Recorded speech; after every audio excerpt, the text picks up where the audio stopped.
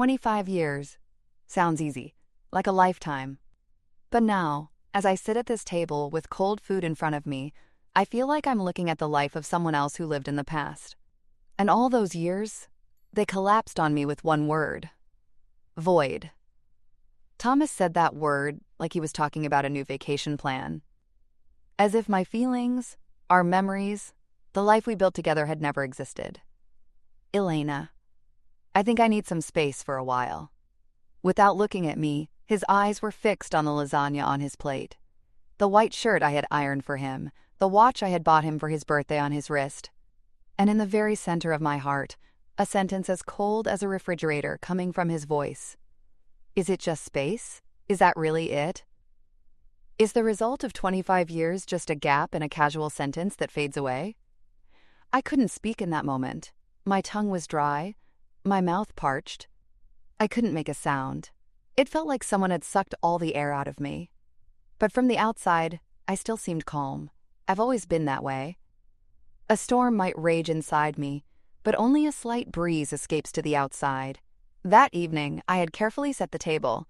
I had made Thomas's favorite dish, Parmesan lasagna, fresh arugula salad, and red wine.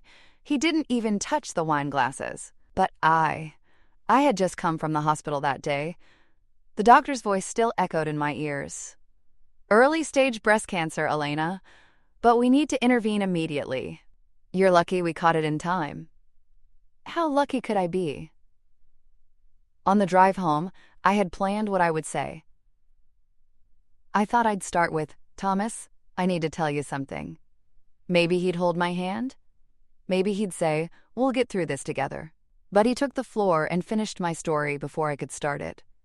I swallowed all my courage. My words lost their meaning behind his, I need some space sentence. Now that I think about it, there were clues. Months ago, new clothes, unusual perfume, late meetings, sudden business trips, dinner evenings where he looked at his phone instead of my eyes, and the absence of his touch. When he reached out to me, I felt like a stranger to his skin. Still, I blamed myself. I'm busy, he would say, and I would say, you're right. I'm tired, he would say, and I would silently adjust his blanket. I had given up my life to hold that one together, and now he was leaving me, leaving a void. That night, I said nothing. I didn't tell him about my illness, didn't shed a tear. I just said, okay.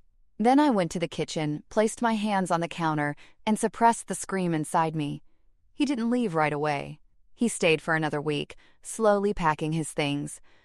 But every morning, I started waking up quieter, stronger, because something was growing inside me. Someone had to account for this betrayal, this silent disregard. This wasn't revenge. This was justice. And Thomas still didn't know. But by leaving me this way, he had made the biggest mistake of his life. Because his father, Richard, had put a very special clause in his will years ago. And I knew that clause by heart. When the time came, Thomas would lose everything. But for now, I had to get up with the phone call from the hospital and start my treatment. Because first, I would defeat cancer. Then quietly, I would take everything back. The divorce papers arrived 3 weeks later. Not with a conversation, not with an explanation. Just an envelope slid through the mail slot like an ordinary letter. But there was nothing ordinary about it. The sender wasn't Thomas. Of course not. It was a stranger's name, printed in sterile black ink at the top left corner. Someone who specialized in dissolving lives for a living. A special divorce lawyer. The kind of person you hire when you want everything done quickly, cleanly, and without emotion. Typical Thomas. Outsource the conflict. Avoid the mess. Let someone else carry the weight of your decisions while you stand off to the side, your hands clean. The envelope sat on the kitchen counter for hours, untouched, while I just stared at it. Juan. I made coffee. Didn't drink it. Juan. I washed the dishes, dried them slowly. Usmea. I folded laundry that didn't even need folding. But I couldn't bring myself to open that envelope. It felt like it was humming. Like it had a pulse. Because I knew. Inside that unassuming white paper sleeve wasn't just ink and paper. It was the formal, legally sanctioned burial of 25 years of my life. Eventually, I sat down. I picked it up with both hands, as though it might burn me. And after what felt like forever, I took a deep breath and broke the seal. It was exactly what I feared. Page after page of cold, dry, emotionally vacant language, so precise it almost hurt. The house would be sold, the proceeds split down the middle, retirement funds to be divided, furniture listed, jewelry appraised. Even the necklace he gave me for our 15th anniversary, one, he said, reminded him of the stars, was now reduced to a market value and a line item. Everything that had meaning to me, he had translated into numbers. Not a single line acknowledged the years I spent building him up, standing by him, believing in him. Not one word about the dinners I cooked after his long nights at the office. No mention of the children we never had, the losses we never spoke of, the sacrifices I made in silence. Not even a thank you. Just the sterile summary of a man walking away from the life we built. And then, on the very last page, in a bold, indifferent font, both parties agreed to a mutual divorce. Mutual. The audacity of that word nearly knocked the breath out of me. This wasn't mutual. He had already left, emotionally, physically, mentally, long before the papers arrived. I had simply stayed quiet long enough for him to think I'd agree with the ending. In that moment, something inside me fell completely still. I didn't cry, I didn't shout, but I changed. That version of me, the woman who had been his wife, his support system, his silent partner, she was gone, erased not by his decision but by my own choice to let her rest. And in her place, someone else stood up. Someone stronger, someone quieter, someone who remembered her own name. I decided not to fight. I wouldn't beg, wouldn't argue, wouldn't resist. No threats, no accusations. He expected fire. But I would give him something far more dangerous. Calm. Because in this story, the one who wins isn't the one who speaks first. It's the one who waits, watches, and chooses the perfect moment to speak last. I signed the papers. Each signature was its own kind of release, a quiet act of rebellion, a soft declaration of independence. And then, without hesitation, I folded them neatly, sealed them in the return envelope, and added a note in my own handwriting. I don't want anything. You can keep it all. There's no need to drag this out. I hope you find peace in your life, I wrote. And immediately, I made 2 phone calls. The first, to my doctor, to set my surgery date. The second, to Thomas's father, Richard. When he answered the phone, his voice was surprisingly calm. "Elena," he said with a deep sigh. "I was expecting your call." "Did Thomas say anything to you?" I asked. He only said, "We can't go on anymore," Richard said.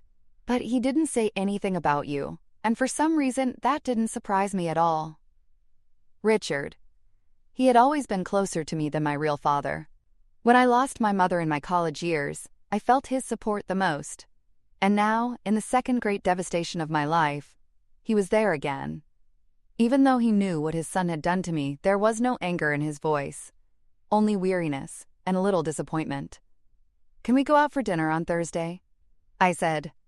"I need to talk to you about something." "Whenever you want, Elena," he said. "Whenever you want." That Thursday, I sat with Richard in a small cafe. His hands were trembling a little more now. His hair had almost completely turned white. But his eyes were still as sharp as ever. "I never approved of Thomas leaving you," he said directly. "And over the years, I've always told him that everything he has is thanks to you." I lowered my head. There was a pain inside, but also a thank you. Richard took a sip of his tea and then turned to me. "I need to explain something to you," he said. 6 years ago, when my wife passed away, I rewrote my will, but I put in a special clause. A moral condition, my lawyer called it. My heart raced. I looked into his eyes. "What clause?" "If Thomas leaves you without proof of infidelity, he loses all inheritance rights. The inheritance would go to another heir, or a charity I've designated." But if you initiate the separation, or if you're unfaithful, then the inheritance will go to him. I sat in silence for a while. I could only hear the ticking of the clock and the beating of my heart. Thomas didn't know about this clause. He hadn't even read it. He always told Richard, "The lawyers will handle that." "That's why I called you," I said quietly. "I don't want to fight, but I will wait for the right time for justice to take its course." Richard nodded. "And when that day comes," he said, "I will be there." When I left the cafe that day, I was no longer a divorced woman. I was a woman who had chosen her own fight, who had planned her strategy. As I headed back to the hospital, I held my appointment card in my hand. But inside me, there was no longer just hope for recovery. There was strength, a goal, and maybe even a victory.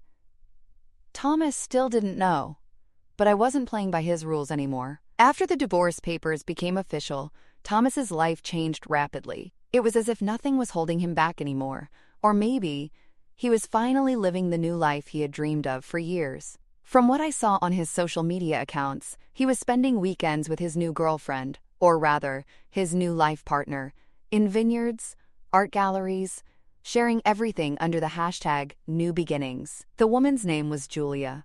She was young, ambitious, and fit perfectly into Thomas's renewed lifestyle. When I looked at those photos, I no longer felt pain. Perhaps it was because I no longer had a part in that life. There was a sense of relief inside me, because I had started a completely different journey within myself. My treatment process at the hospital had begun. I had undergone my first surgery and started radiation therapy sessions afterward. Every day, walking through those cold, white corridors, I would look at myself in the mirrors and meet a woman I didn't recognize more and more, with each passing day. But this wasn't a foreignness in a bad way. On the contrary, it was like meeting the person inside me who had been suppressed for so long. I was strong. I was broken, but I hadn't shattered. Sometimes, while looking in the mirror, I would say, "You're still here, Elena. And you're not living in anyone else's shadow anymore." I learned that Thomas had gotten engaged to Julia through one of our old mutual friends. They were organizing a pre-wedding celebration. Do you know where? At Richard's Lake House in Vermont. That house had been our refuge for years. Every spring, when the first snow melted, Thomas and I would go there, drink coffee on the porch, and plant the purple tulips in the garden together. Now, he was getting ready to put a ring on another woman's finger in that house. But the real irony was that the house still belonged to Richard, and Richard had never hesitated to give me the keys to that house. As the day of the celebration approached, there was a silence within me. It wasn't anger, it wasn't resentment, maybe a little sadness, maybe some preparation. Because everything was ready. A notarized copy of the moral condition clause from Richard's will was in my bag. Just like the past that Thomas had underestimated, it too had been forgotten in a drawer for years. But now the time had come. It was time to step out of the shadows. When my treatment process was over, I heard the words, "You're in remission," from my doctor. I hadn't waited for that word for years, but now it felt like life was giving me a second chance. Do you know what the first thing that came to my mind was? Now it's my turn. Because I was going to show Thomas that I could heal, not only with my body, but with my life. And I would do it not on a stage, but right in the middle of the fairy tale he had created. Of course, I didn't receive an invitation to the celebration. But I knew the way to that house by heart. I wasn't sure what to wear or what to say. The only thing I knew was that I had waited for the right time, and that time had now come. When the day of the celebration arrived, the weather was surprisingly sunny. The sky was bright blue, and the birds were flying cheerfully by the lake. It felt like nature was applauding Thomas's new life. But inside me, I was carrying a calm storm, ready to tear through this false perfection. As I approached the house in my car, memories of long trips I had taken with Thomas years ago came to mind. The times we fought over directions, the moments we took breaks for coffee, all of that was in the past. Now I had come to add one last sentence to the life of a man who was trying to build a future with another woman in that house. When I saw the house from a distance, my eyes filled for a moment. The garden had been completely renewed. White awnings, stylish table arrangements, lanterns hanging from the trees. Julia's taste was evident. modern, cold, and flashy. But we used to add something to that house every year, even hesitating to throw away old furniture. Now everything felt foreign to me, even the house. But this foreignness didn't scare me, it gave me strength instead. I parked my car near the entrance of the house. The doors were open, and I could hear classical music and laughter from inside. Most of the guests were from Thomas's business circles. There were a few faces I recognized, people I hadn't seen in years. Some immediately recognized me. Some avoided eye contact out of shame. A few were in shock. I just smiled. Silently, but standing tall, I walked toward the garden. I held a small, simple envelope in my hand. Inside were just a few pages. Notarized, official, cold, ruthless, and completely legal. When Thomas noticed me, there was first a look of surprise on his face, followed by a slight tension. His eyes went to Julia. Julia, upon seeing me, flinched, and the fake smile on her lips suddenly disappeared. As I walked toward them, the surroundings grew quiet. Conversations faded. Eyes turned toward me. But I didn't feel like I was stepping onto a theater stage. This wasn't a confrontation, it was an awakening. "Hello, Thomas," I said in a calm, gentle voice. "Hello, Julia. I don't want to interrupt your celebration, but I brought you an envelope." Without saying anything, Thomas examined the envelope in my hand. He hesitated to take it. Julia whispered something, but he couldn't answer. A few people around us had come a little closer by now. The silence grew deeper. "This," I said, "is a copy of your father Richard's will from 6 years ago. Maybe you haven't had the chance to read it." I opened the documents from the envelope so everyone could see. "There's a small clause inside. If you leave me without proof of infidelity, you lose all inheritance rights. Yes, Thomas, everything, including the lake house, will be donated to a charity your father designated." Julia suddenly tried to snatch the paper from my hand, her eyes wide. "This can't be real. Can something this absurd be legal?" I just shook my head. "Legal, notarized, approved, verified with a lawyer." Thomas's face went pale. His eyes were scanning the room in panic. Whispers began among the guests. There were a few of Thomas's business partners there, one of whom tried to glance at the documents. Everyone was in shock, but Thomas was the most stunned, because his world was starting to collapse in that moment. "Is this a joke?" Thomas said in a low voice, but there was no certainty in his tone. "No," I said, "but it might be the first serious answer of my life." Julia turned to Thomas, her voice almost turning to a scream. "You said you had everything arranged. This house, this life. What are we going to do now?" Thomas couldn't say anything. In that silence, for the first time, his helplessness fit in. And I, for the first time in my life, stood tall with a justified silence. In that moment, perhaps for the first time in years, I took a breath. I looked up at the sky. A bird flew above me. A light breeze moved the flowers. And I, without bowing, without any explanation, simply said, "I can leave now. I hope everything works out for you." As I walked back, I didn't look at the chaos behind me. Julia's screams, Thomas trying to calm her down, the guests' shock, the curious gazes gathered around the documents. None of it mattered to me anymore. I opened the door of my car, sat down, and just smiled. Because it was finally over, and this time, I was the one who ended it. As I left Lakeview House that day, I was leaving not just a celebration behind, but also my past. I glanced one last time through my car mirror at the white awnings, the unfinished laughter, and the guests left holding empty glasses. And at Thomas, the man who once told me I was his everything, only to leave me with the excuse of space. He was no longer mine, and I was no longer his. That night, I stayed in a small hotel by the lake. While having a simple dinner served to my room, I listened to the silence of the lake. My phone rang nonstop. Claire had texted, "What happened there? Everyone is talking about you." Richard had called. Thomas, too. 2 missed calls. But I didn't answer any of them, because there was no one left to respond to. The next morning, I woke up as the day was still dawning. I packed my bag, had my coffee, and slowly made my way back to Boston on the mountain roads. The weather was clear, and for the first time I felt at peace inside. The next day, I received a letter from Richard. "There's no life left to live in that house," he wrote. "I've decided to sell Lakeview House. But I've kept your grandmother's gardening tools in the shed. They're yours, Elena. Because you know how to grow things." The words sat with me for a long time after I read them. There was a finality to them, a quiet kind of closing that didn't ask for forgiveness or offer regret. It simply acknowledged the truth.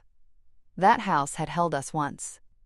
Held laughter, arguments, Sunday breakfasts and silent dinners. Held me. But it didn't anymore. That weekend, I returned. The drive was hauntingly familiar. Same roads, same turns, same trees bending in the wind as if whispering, "You're back." But the feeling was different. Not like coming home, but like visiting a place that had already let go of you. The house stood still, waiting, empty, its windows like blank eyes, watching, but not seeing. There were no voices echoing off the walls, no signs of the life we had once filled it with. The rooms were stripped bare, no photos, no books, no laughter soaked into the cushions. Just air and memory. And yet, it didn't feel painful. It felt clean, quiet, done. I walked through it slowly, touching door frames, running my fingers along the windowsills, each step a silent goodbye, each creak in the floorboards a whisper from a time long gone. But inside the cabin, out back, something from years ago waited for me. When I opened the door, the air smelled faintly of earth and dust, and something older time itself, maybe. And there they were. My grandmother's gardening tools, neatly arranged as if she had just set them down yesterday. Alongside them, a box of albums. Faded, worn at the edges, but still intact. I crouched beside them, brushing dust from the covers. And as I did, something stirred in me. Not sadness, not longing, but a kind of deep-rooted remembrance. These were pieces of who I was before I became someone's wife, someone's shadow. I began to load them into my car, quietly, carefully, these fragments of a life I had nearly forgotten. And then I heard it.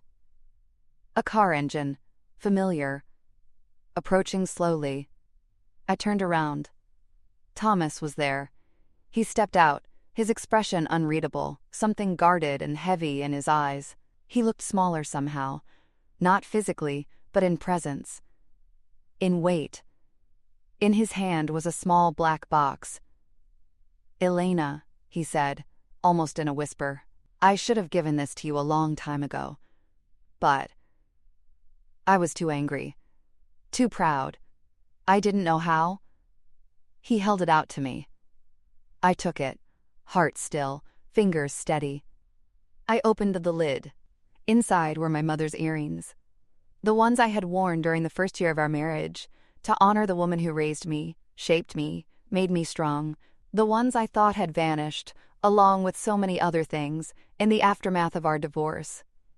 I stared at them for a long moment, then closed the box gently. "Thank you," I said.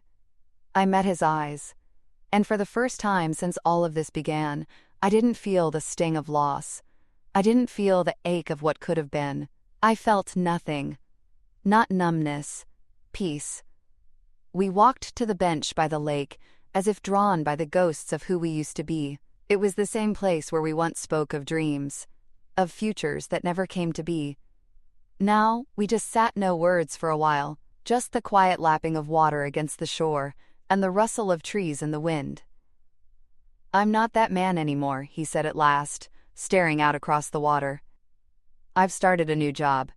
In a small town, a small office, a small life." I nodded, letting his words settle between us. "Maybe that's what you needed," I said. And I meant it. My words weren't bitter. They carried no anger, no vengeance, just truth. A quiet, steady truth that had taken root in me over time. As the sun dipped below the horizon and the lake turned to gold, we said goodbye. Not as enemies seeking revenge, nor as lovers clinging to what once was, but simply as two people who had finally made peace with the ending. I walked back to my car without haste, without heaviness. On the passenger seat sat the photo albums that held the echoes of a life I had once called mine, and in my pocket were the earrings. My mother's, once lost, now returned, a symbol of what still mattered. But more importantly, within me was something weightless, something new. My heart, unburdened.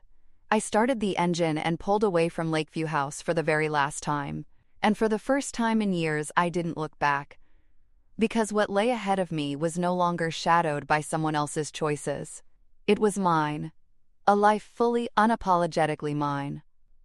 If this story moved you, touched something deep inside you, or reminded you of your own strength, don't forget to like this video, share it with someone who needs it, and subscribe to our channel for more powerful stories of resilience, justice, and new beginnings.